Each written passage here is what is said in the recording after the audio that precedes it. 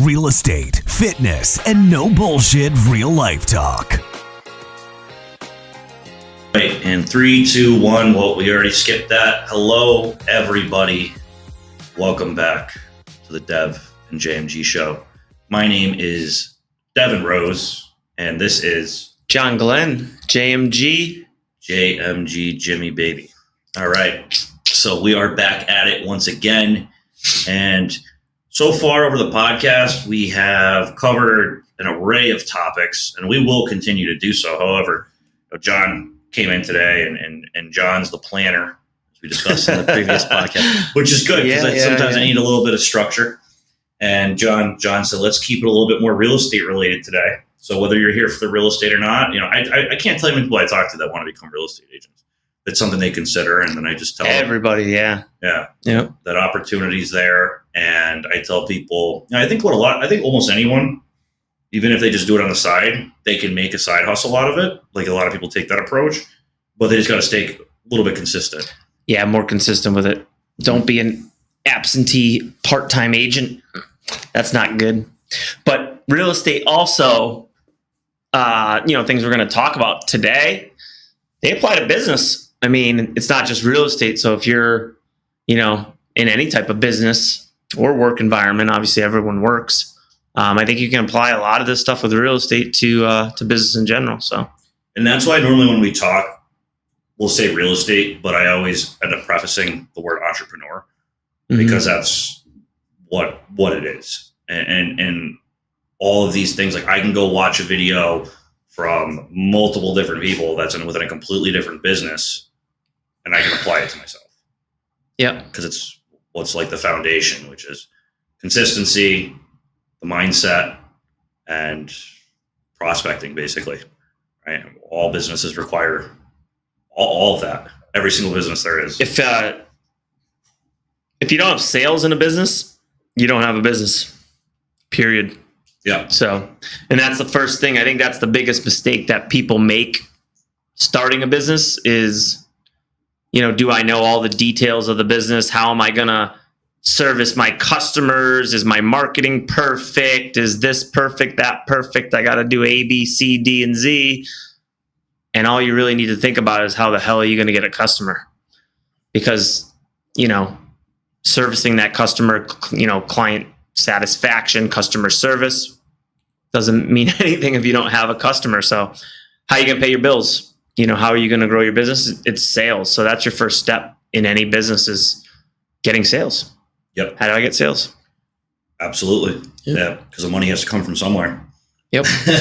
Doors aren't staying open if you don't have any clients or any customers. And so, that's actually what's funny, John, and you're going to have a lot more experience with this than me, given that your position and being a team owner and all that, is I can't tell you how many people I've talked to that got into real estate and they just thought that clients and prospects just came. They're like, I just kind of thought someone was going to give them to me.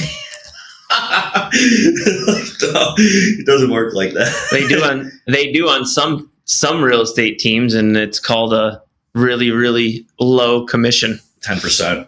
Yeah, you're getting crap. So if you want to be an agent that just gets fed leads and open doors, that's cool if you want to be that agent, but you're not learning how to hunt. I think we've already touched on this. Yeah. I'm not into that model. I don't like it. Yeah, we have touched on it. Yeah. But like I said, I didn't get into this to, we won't go down there because we've already talked. I didn't get into this. I got into this to be a business owner. I got into this to utilize and capitalize on my skill set. Yeah. Which is networking and I don't like to call myself a salesman because I don't feel like I'm a salesman at all. But being a guide and being able to provide service. What does it say on your real estate license? Salesperson. SP. No, but that's my point is you got into this business to become a business owner, entrepreneur, not to be someone else's employee, even though we're a 1099, so we can't say that. Yeah. Every agent should, in my opinion, have ambitions to start their own little business. Yeah. Right? Real estate is your business. It's going to either succeed or fail, and that depends on you. So you have the infrastructure hopefully behind you of a team leader or a broker or somebody, but essentially it's your own little mini business. And that's what you should be focusing on. And like any business, you go through phases. You're going to get in the business and learn. Then you're going to grow. Then you're going to, develop systems and hopefully leverage. And then at some point, as an entrepreneur or business owner, you need to figure out a way to get your time back. That's, I think, everyone's dream as an agent. That's why we get into the business. We hear it's the way to do it. Real estate's awesome. It's a lot of money you can make, and there's time and freedom. None of that's true until you get to a certain point. So if you're getting into the real estate business, understand that it's not an easy business, and it's to become an entrepreneur and a business owner in some way or another. Else you're just going to be spinning the wheels and doing the thing. And there's nothing wrong with that. I'm just saying that if you're getting in it for the reasons that many entrepreneurs and real estate agents do, you have to start thinking that way. Yeah, and there's a time commitment too. As in, there's a delay of time before things pick up, and it's going to be different for everyone. But I could tell you, as someone who's a newer agent, it's like now I'm really starting to see the fruits of my labor, right? Like all the work I've put in. Yep. Right? It's not that I didn't have things always in motion.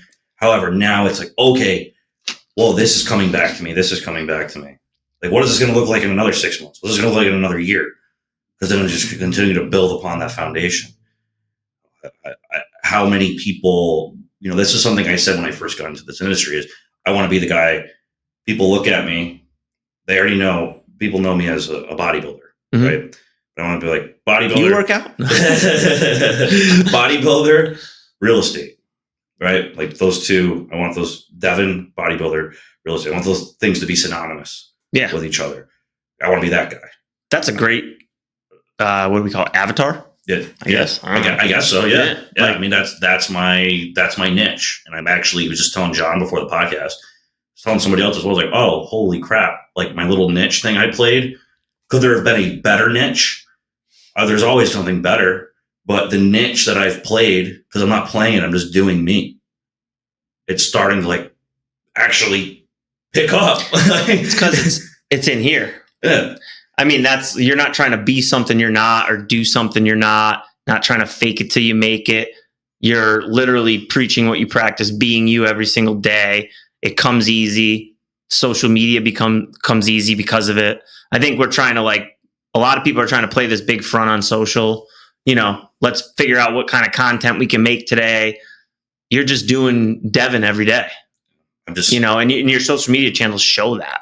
Like just selling my lifestyle. Yeah, I'm not selling it. I'm televising my lifestyle. Yeah, you're marketing your lifestyle, and because it's you, but also because it can help your business. Yeah.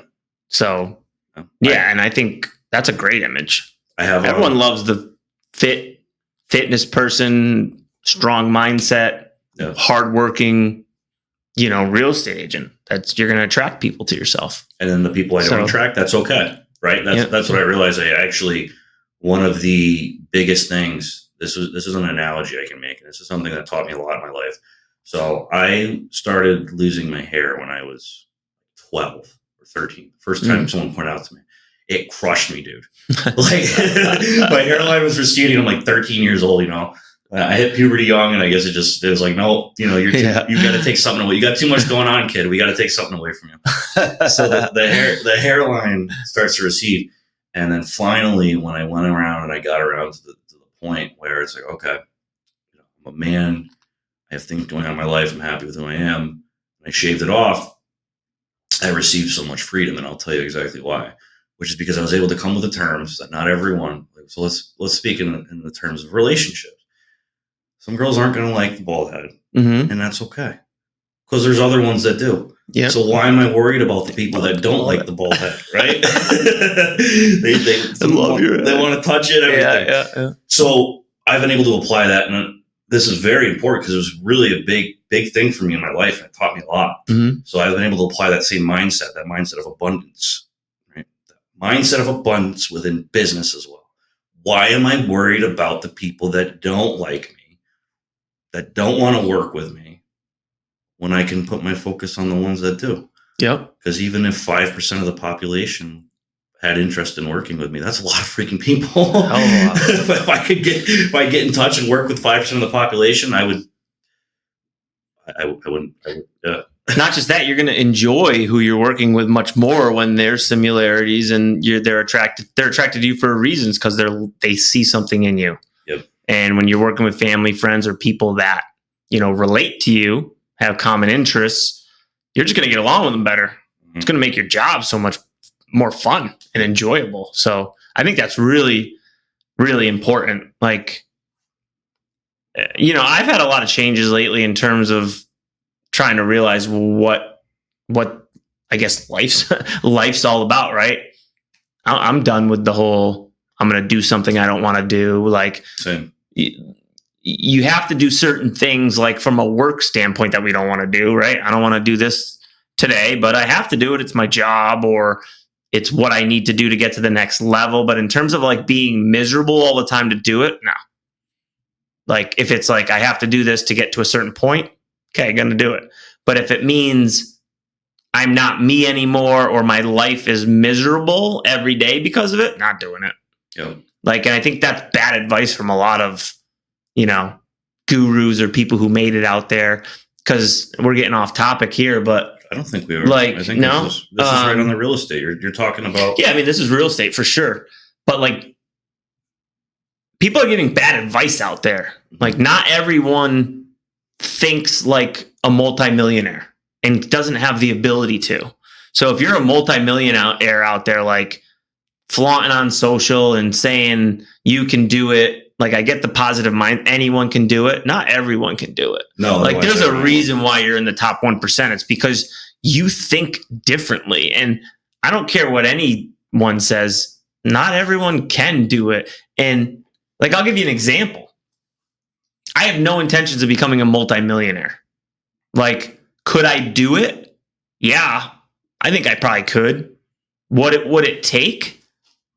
It would take me being a completely different person, probably giving up a lot of really important things in my life, like family and wife and those type of things, doing things I don't want to do every day, right? And they're just like, well, just do it then. Get up and do it. And it's like, yes, you have to get up and do certain things, but not everyone wants to be a multimillionaire or even has the ability to be a multimillionaire. So I think it's bad advice when people are giving that. And I had a coach once. This really pissed me off. We were on a call one day, and we were talking about how much we want to make. And all I said was, I want to make $250,000 a year. That was my goal, right? And he said, how come? And I said, because I don't want to, I want to have time for other important things in my life. And dude, it goes back to what I just said. I'm actually circling back to this conversation. So nothing's changed in like 5 years. Why do you think you can only make $250,000? And I said, because I don't want to give up things in order to get to that next level. And I know what I would need to give up. Maybe it'd be 5 years, maybe it'd be 10, maybe it'd be 15. I don't know how long it would take me, but I know what I need to give up in order to get to a next level of, say, $500,000 or $1 million or, whatever. Mm-hmm. And he told me I had a limiting mindset and that I need to rethink that and restructure my goals. And I told him he was wrong. And that wasn't the case. And I don't have a limiting mindset. I said, I know what I want and I know me. But he wanted to try to push me up to this, coach stuff, right? Yep. And I'm like, you're not being a good coach because, one, you don't even know me that well. Yep. It was a group coaching call. Okay. And he's going around the room like he knows me. Right. And this guy was a good coach, good real estate coach. And from a practical standpoint of real estate, right? But it really fucking angered me because I was like, dude, you don't know me. Like, this is like, what have we been on? 4, 5, 6 calls together? Mm-hmm. And it's in a group of 10 people and you're going around asking me goals. And I tell you what my goal is. And then you tell me I have a limiting mindset. I was like, maybe you should take some time and get to know me before you're going to coach me on what I want. So I think this goes back to like the guru bullshit online of like just telling people they can do whatever they want or be whatever they want to be. I got to add something to that. Now I'm mad. We want you mad for the podcast. We want the energy, John. We want, as long as you keep smiling, because we don't want you to look too angry. So one of my favorite things is if everybody was a leader, then there would be no leaders because there would be no one to lead. Yep. It doesn't work that way, right? No, you're right. And if everybody was capable, everybody is capable of a certain something. And I do believe if they maximize it within their balance and boundaries, they will be a happier person. Mm-hmm. And you said, you know what your balance and boundaries are. And that's fair. Yep. That's perfectly okay. As long as like, this is what I want. And beyond that point, it's not good for me. Mm-hmm. So I found more success because I was, I mentioned I was, by default, my body wants to kind of be hyper regimented, but psychologically, I do better when I'm a little bit more spontaneous, right? So finding that balance in between those two, because I'm actually a happier person when I'm a little bit more spontaneous and kind of loose. So is it possible that if I was super regimented down to the bone, that I could be doing a little bit more? I'm sure. But then is that if it's sacrificing my psychological health, is it worth it? Right, because you don't want to be that structured. No, like even though it feels okay, like it feels comfortable, I know I don't feel good. Yeah. I could feel a little bit better. So yeah, man, I mean that's really important because you'll hear that stuff all the time that you can do this and you can do that. And I don't want anyone to have a limiting mindset and think that they're not capable of anything. But no, I mean, if everyone could do what the greatest people have done in history, then there wouldn't be any significance to it because it'd be a lot more common, and it's not that common for a reason. Yeah, let me ask you this question. See if you can answer this. And I think I know the answer, but I need reassurance here on what I think. I'll tell you what I think the answer is after you answer. Yeah. But I was on the phone the other day with someone who, we're looking at growing the team and yada, yada, yada. And I've always thought this of myself, right? I've always thought I am a really, really good number two, like one of the best number twos you could get. But I'm not a number one. Like in business specifically. And so I'm on the phone the other day, like with this guy, and I told him that. I said, I think I'm a number two. I said, I don't think I'm a number one. People are like, John, you're the leader. You should maybe not say this, right? But hey, like this is the truth, right? I can be a number one, and I think I'm a good number one.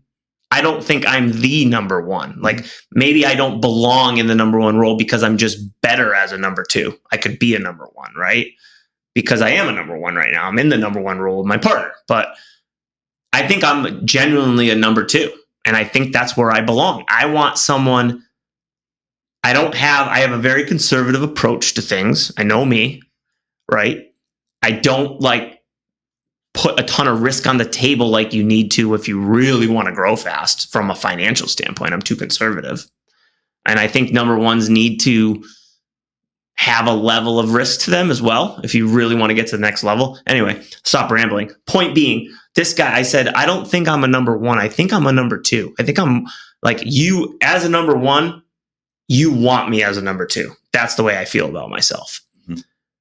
And the guy said, you saying that to me is really inspiring. He said, and you saying that shows me that you're a number one. And I would like kind of took it back for a second. And I was like, what does he mean by that? Like, what did he mean by me admitting that I think I'm a number two? I'd be better as a number two, but I'm a number one. You know what I'm saying? So where my brain goes with that is the best of people within their industry I'll give you, my brain goes here automatically. Professional bodybuilders. Okay. You have the number one guy in the world, whatever, the top 10 guys. They're all number ones, really, because it's just what it is. Okay. There's so many. So you got the top 10 guys in the world, and they look at themselves in the mirror every day and constantly beat the shit out of themselves and look at where they can improve. Because in order to be a number one, you have to be hypercritical of yourself. So you have to be a perfectionist? Yeah. To an extent. I mean, I think that's one of my downfalls, quite honestly. I think I'm way too critical. So, but the thing is, in order to be a number one, if you already think you're in the number one spot, how are you supposed to? You always need to keep leveling up. Yeah. If I look at myself in the mirror, I'm like, I am the best. I am number one. I am. That's when you're gonna fall. Yeah. Yeah. Well, because then I think I'm perfect. There's no room for improvement. Right. So that's where my brain goes immediately. See, I was thinking on the terms of, because you're that self-aware, you then have the ability. Well, he said you're already a number one. No. He said you have the ability to be a number one? He said because you're thinking, and you just said that. Okay. That would make me think you're a number one. Something like that. Yeah, but that still makes me allude, that to me is alluding to him saying you are a number one, but you're viewing yourself as a number two, and the fact that you're limiting mindset again goes back to the coach. God damn it. I mean, it can be interpreted a lot of ways. The other part of that is great leaders tend, a leader, not someone who's always necessarily the best within their industry, but a true leader, a number one leader, is a person of the people. Mm. And by saying I think I'm more of a number two, it's pretty humanizing. Mm.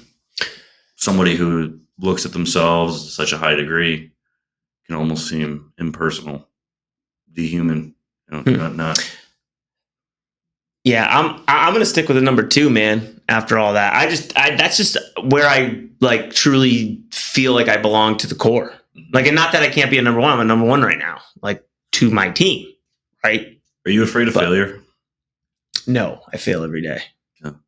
I've failed so many times in my life, dude. I ain't afraid of failure. I've gotten better with it. That was always my limiting factor. Yeah, I don't care anymore at all. Until I was about 22.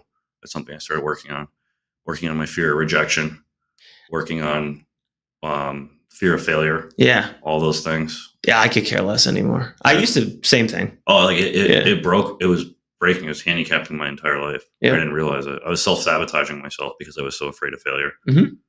I was so afraid of rejection. Well, I was brought up that way. I was brought up to be afraid of failure. Yeah. So it took me a long time to turn that around. That shit, you can really change that shit. Yeah. Messes with your brain. Mm-hmm. Like I have a buddy that is, he's an entrepreneur, and he said to me the other day, this was maybe 6-12 months ago, we're in a car. We just closed on a deal. And, I was like, man, you got a lot of stuff going on. And we're going to get into some real estate tips on sphere of influence and, some things Devin's going to talk about. But my buddy said, I said, you got a lot of stuff going on. You're successful. Mm-hmm. I said, you get nervous about anything? Like, do you worry financially about this, that, the other thing? You got all these balls up in the air, money flying around everywhere, this, that, the other thing. He goes, the way I look at it, man, he's like, I'm 40. I think he's 42. I think he said 42, 41, whatever age he is. He's like, if I go down, man, best of luck to the people trying to collect all that money from me, man, because there's going to be attorneys and they're going to be chasing me forever. He's like, so best of luck to him. I give him the best of luck. And he said, and even if they were to get a hold of all my shit, yeah, he's like, I could start from scratch and be fine just going to work a job or something. He's like, I got no fear of nothing. And that's why he's successful. That's incredible, isn't it? He doesn't have fear of anything. He's like, bring it. I'll go do that. And every time I call this kid, like, I could be like, dude, like, name something bad that happened. I don't know. One of your properties just burnt down. Like, he'd be like, that's awesome, dude. What are we going to do next to to overcome this. Like he's one of those dudes that like everything is positive. Not one negative thing is in his brain. What did I say before we started this? I wish I knew the guy's name. He's pretty controversial. Says some weird stuff and he says some good stuff. Super cocky millionaire. He's like, he was a professional kickboxer or something like that. Tate. Yeah, David Tate. Dave Tate. I think that's his name. Andrew Tate. Andrew Tate's the big thing now. Yeah. Like he's getting out there. I don't know about that dude. I think it's more of a character. Yeah, I think it is too. Actually, if you go look, some of the people who say they've actually met him in person, they're like, he's pretty normal. Yeah. It's a character. Yeah. People just love to hate, right? Yep. And he's smart for that, right? Well, he's a smart dude. You can tell it just by what he says. He's absolutely. Intelligent. Yeah, absolutely. And he just plays that cocky dickhead attitude. Yeah. It works for him. Mm-hmm. So anyways, this was really, I found a lot of value in this. And he said that he can immediately tell within the first, I don't know if he said whether it's someone walks in the room or within the first few minutes of talking to them, on how successful they can be. And that's based on their ability to tolerate stress. Mm-hmm. I think I listened to that one actually. Dude, yeah. I 100% agree. Yeah. 100% agree. Everything throws you for a loop and you can't handle life on life's terms. Yeah. In the simplest ways. No, you're not. You're not. I'm not sorry. Work on it. I'm not sorry for nothing. Work on it because you can't get better at it. Oh yeah, you definitely can. Yeah. My ability to tolerate stress compared to 5 years ago is it's not even recognizable. Yep. 3 months ago, probably better. Yeah, it is continuously getting better, and it's a real thing, man. I don't think some people lack so much self-awareness because every little thing bothers them, and their whole world is upside down all the time. Yeah, 24/7. Woe is me. My life sucks so much. Yeah, I got a couple of those people. I'm like, stay away from me. Yeah, like, you're not in the circle. Circle out. Yeah, no, sometimes you have to. It's draining. But yeah, so like, let's transition into some real estate, like some tips for anybody real estate viewing or just business in general, like we said. Sure. I want to go to what do you think you need right now? Because you've grown, you're doing great. You got deals under contract. You're crushing at the gym, picking up clients everywhere. Like, what do you feel like you're missing in your business? And then we'll get into some sphere of influence, quick tips on what agents can do, because I think we're heading into a market where you really need to start leveraging your sphere of influence. And you should anyway. Yeah. But so what do you think you need or could use at this point in your career? Like, do you feel like something's missing? With what? Do you feel like you need to learn something? Do you feel like you need to polish something up? Do you feel like there's a missing piece of your business that we can touch on to help, other agents out there that might be missing the same things?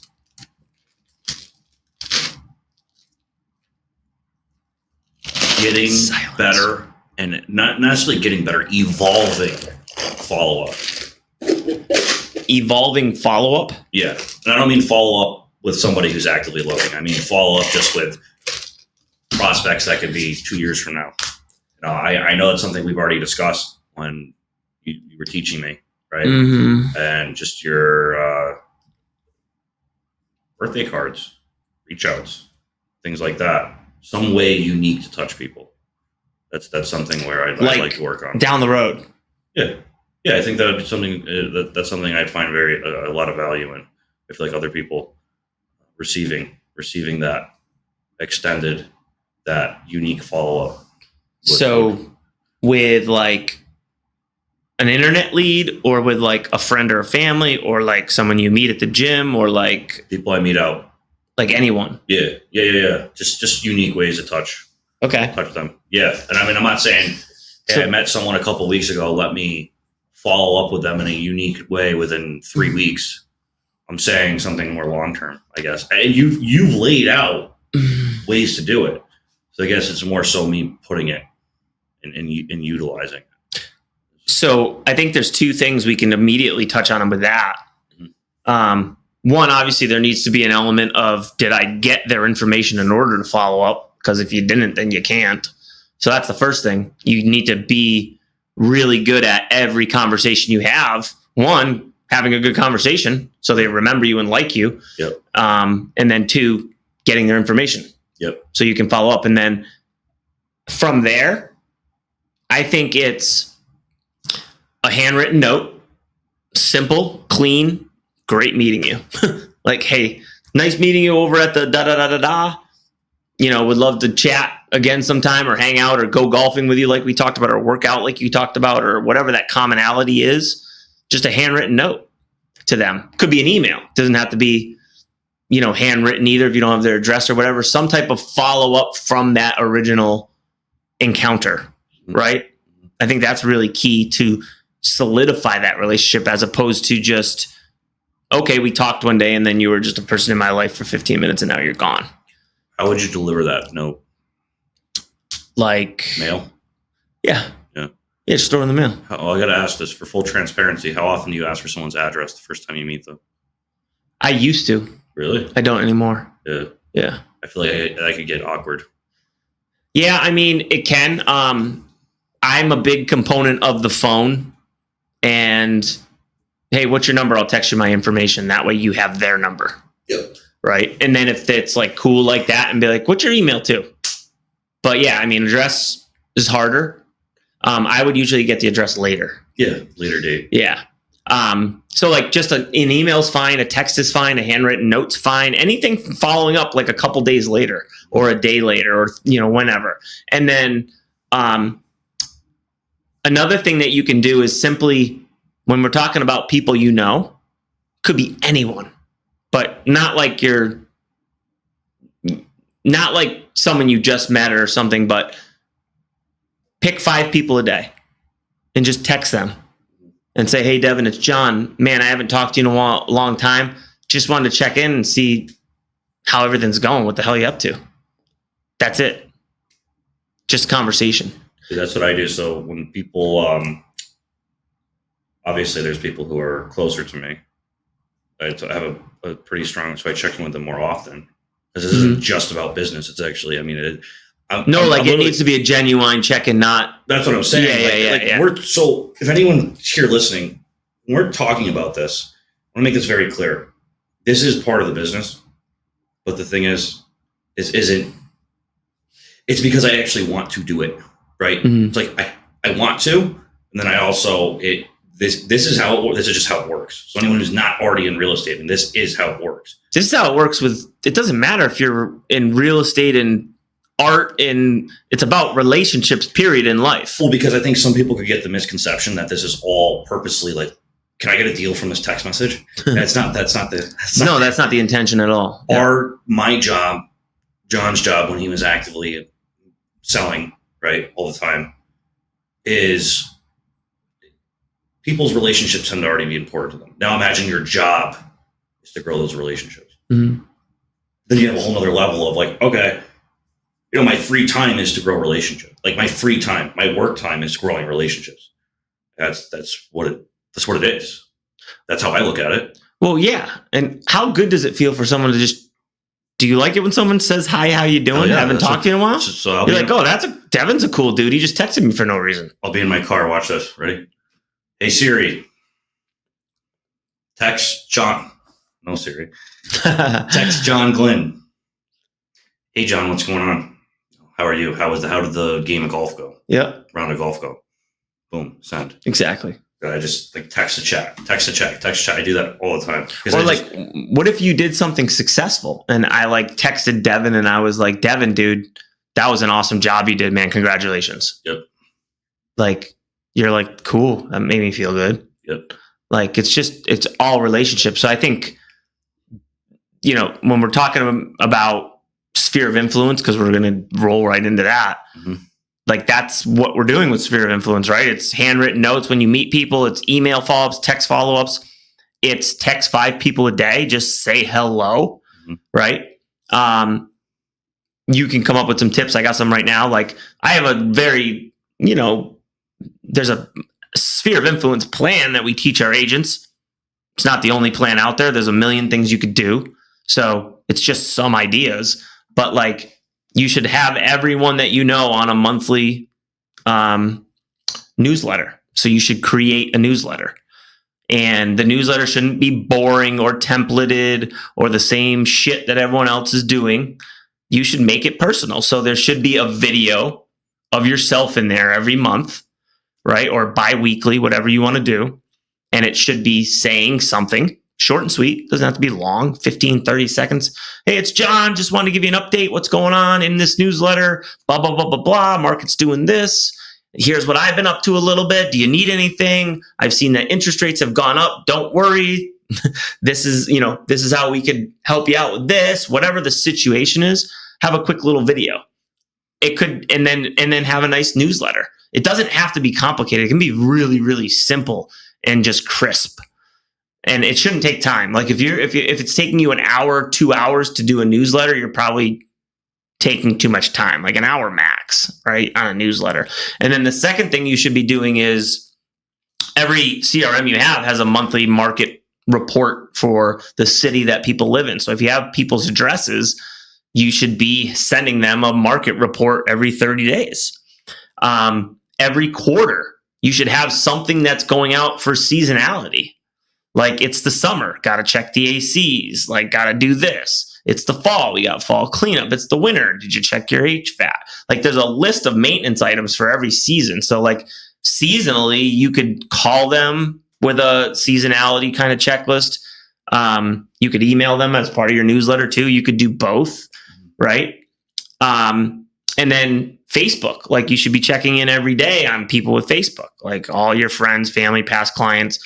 Did they have work anniversaries? Did their kids go to school? Did something happen with a job promotion? Like, again, the whole proud of you, nice job. Hey, saw that you did this, saw that your kids did this. Sorry about your dog's surgery. Like, just all these different things that could happen. Like, you should be checking in on social with all of your people every day, right? So if we're texting 5 people a day, if we're checking in on Facebook or Instagram, or whatever your social channels are every day, if we're writing out a monthly newsletter once a month, if we're sending out our monthly market report, those 4 things are simple. Like if you just get in a consistent habit of doing them, and then you can add a bunch of other things. Quarterly, you could do some type of magazine or a mailer, or postcard, funny postcard, market update postcard. You could do a magazine. Did I say magazine? Magazine. You could do magnets, Red Sox, Celtics, Patriots, that stays on people's fridges every quarter. So and then the text message can push them back, to the newsletter that you emailed them. Hey, I don't have your email. If you didn't receive my newsletter, I don't have your email. Shoot me over your email and I can give you our newsletter that I give out every month. It's got this, and tips and yada, yada, yada. And then just calling people and asking them, they want to hang out, get a coffee, get a beer. What are you doing? Let's go golfing. Yeah, that's my MO. Like that's your MO. So no, this is the thing. For real, this is imperative. Is I found myself starting to overcomplicate the business, in a way, and I just realized, I had went through a breakup and everything, and I'm just gonna start hanging out with more people. Yeah, exactly. I'm just gonna go out for a coffee. Contact sport. Yeah, every day. Yeah. Call someone and get. I'm gonna reach out to this person. I'm gonna go ask them to go train. Yep. I'm going to reach out to this person, ask them to go get coffee. I'm going to reach out to this person, ask them to go do something tonight.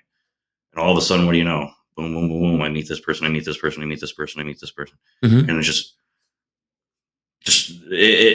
feeding me. Yep. Right. It's just feeding me.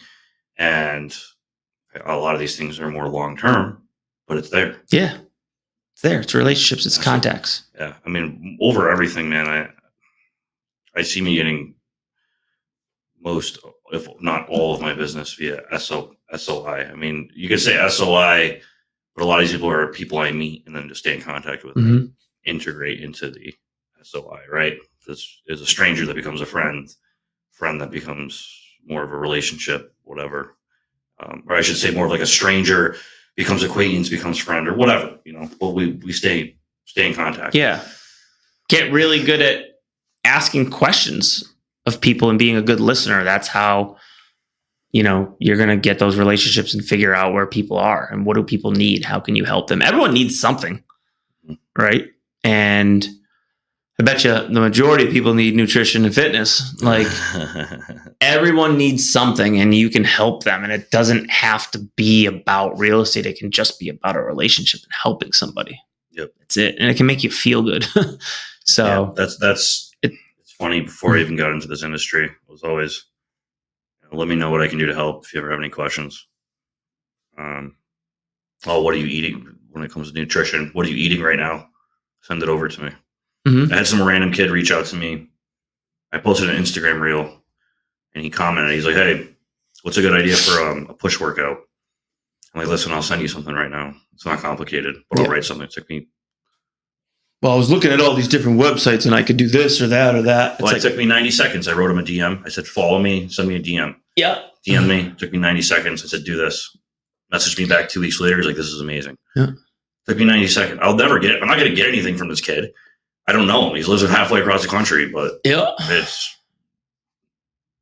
why not? I normally don't say most of the things I do. I don't like to. I guess it's more special when I don't.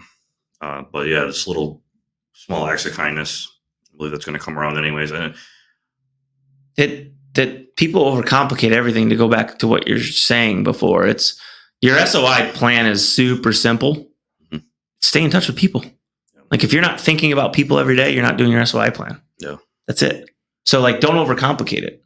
Keep it very simple and reach out to people. It's timing and it's being in front of people and just building relationships and contact sport constantly. Yep. That the best agents, that's what they do. Well, I said the thing. Oh, go ahead, John. No, go ahead. So I can get a little bit tired sometimes because I don't feel like I ever stop working. Like if I'm out. So that's why. Well, you're putting too much pressure on yourself then. No, I don't want to say no. That would be ignorant of me to say. I don't want to say no, that's not true. I just feel like I'm always have my eyes open. So it's not. But do you feel like if you don't? Sometimes I know that it's not the time because I'm not emotionally available. It's not the time to go prospect. Mm-hmm. I don't know, right you now. You got other stuff in your mind. Yeah. Like I'm not going to be proper right now. Yeah.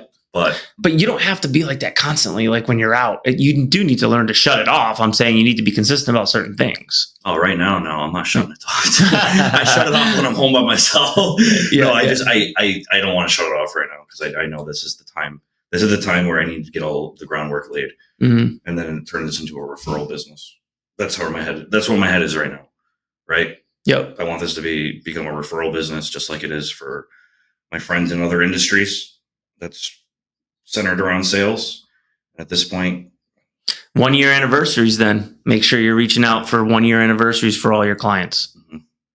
Make sure you're sending them a HUD statement every year.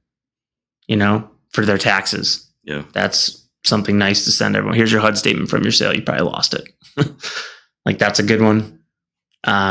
Anniversaries, when you first meet somebody or before that transaction's over, what's the kid's birthday? What's their birthday? What's their anniversary? Are they married?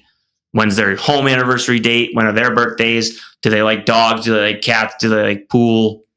How much of your business comes from, well, I should say how much of your business used to come from your SOI? Do you have an estimate? Not that much. No. Because I was a phone guy. I can't say not that much. I would say probably 40%. I don't know that number. Yeah. Probably 40%. That's a good one. When I first started. Not that much. That's like a lot, John. Well, yeah. But 60% came from the phone lead generation. Gotcha. Because I was just an animal. So most of your lead generation. Because I like to talk. I'm better talking to someone I don't know than somebody I do know. Like I'm more fearful or was. Not anymore. I don't care anymore. But I was more fearful about talking to somebody I knew that knew me than talking to somebody that didn't know me. So that was my direction. And then all my marketing and social media and just getting out there and talking to people and having them know what I'm doing, that just acute. And I did have an SOI plan. Yeah. But I think I had a healthy balance. I think that is a healthy balance. You should have different pillars. You should have a sphere. We've already talked about this. You should have a sphere of influence pillar. You should have a social media pillar. You should have a online lead generation pillar or internet lead pillar. And then you should have your niche pillar. Whatever that niche pillar is, could be like probate or maybe it's the gym, right? For you, that's your niche pillar. So you make sure you have a niche pillar. And then what are you doing? We've already talked about all this stuff. And again, it's simple. It's that agents overcomplicate it. And we're going to get into internet gurus on this call, on this podcast. Yes. About the bullshit that's out there on the internet. And it's not that these gurus or these people that are successful don't have good ideas. They have good ideas. They've done it. They're successful. They have a great idea on how you could get 100 listings in a week, right? Or like whatever that bait and switch or clickbait is, right? It's not that it's not a good idea, but they're trying to get you to buy a product. There's also a million different ideas that you can get for free. The problem with what agents are doing is they're not doing anything. They could come listen to this podcast and they could have got a bunch of good ideas, right? They could go talk to their broker and could have got a list of good ideas. Their team leader, someone in their office, they could have researched stuff online. There's a ton of good ideas. Don't go buy shit online for no reason because you're not even going to implement it in the first place. The problem is not the lack of information, it's the lack of action. And internet gurus that kind of drive me crazy lately because I see so much of them and I see agents interacting with them and then there's comments and threads and all this and I'm just like, ugh. And the problem with it is agents just need to pick a lane and just do it. Yeah. That's it. Yeah. You don't need to pay for it. There's so much free stuff. Well, that's why with like the lanes I've been sticking with, just my approach, it's followed within the lines of what I've been told. However, it's a little bit different and it's really focusing on a niche, really. And now I'm starting to see the fruits of the labor. Like it's starting to come full circle. But that's what it is. I think it preys on desperation. Exactly. It preys on fear. They're persuasive. They know how to position that. Well, because if you already have an agent that's doing like 40 million in volume a year and they see that, they're going to go, huh, there's no fear. Like there's nothing. Yeah. I know it works and there's nothing special to it. I'm just running it to the freaking wheels fall off. And if I want to get more, I got to run it more till the wheels freaking fly off. Mm-hmm. But then you have, as you said, this persuasive marketing, and it's preying on the fears of people and the uneducated, right? Because I can even say when things are a little bit challenging for me, sometimes that marketing will look good when I come to my senses. Exactly. Well, no, the reason I know this is because I've been there and done that. Yeah. Like that's the reason I've done it. I'm just telling you not to. Anytime I've actually seen this stuff, because I've only paid for one thing before, and I've looked into other things just out of pure curiosity. I go, there's nothing original here. No. Nothing. No. Nothing. There's no magic pill. But they're like, there's no enough. It's not maybe there is something out there. Maybe I'm being ignorant right now, but I haven't seen anything original. It's just displayed differently. Exactly. It's the same information, it's the same stuff, but it's told from a different person in a different context in a different way. And based on how good they are at marketing, they can make it sound like it's something completely different than what it is. Yep. I love the warning. Stop. Stop doing this. Else.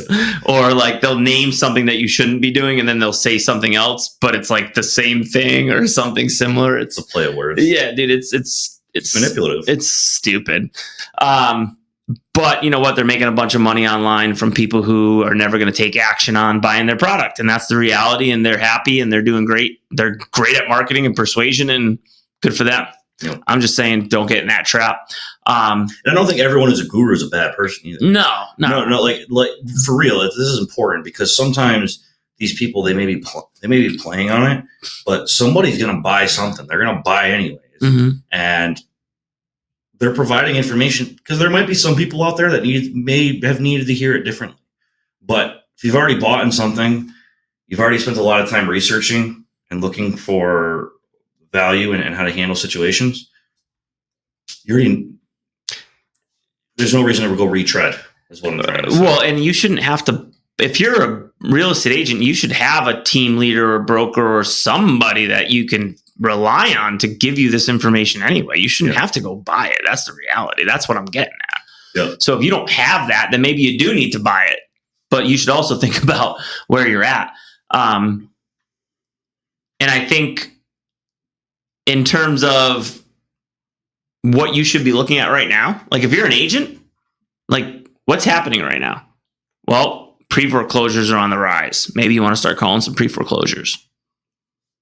For sale by owners, they're not going to sell their houses as fast right now.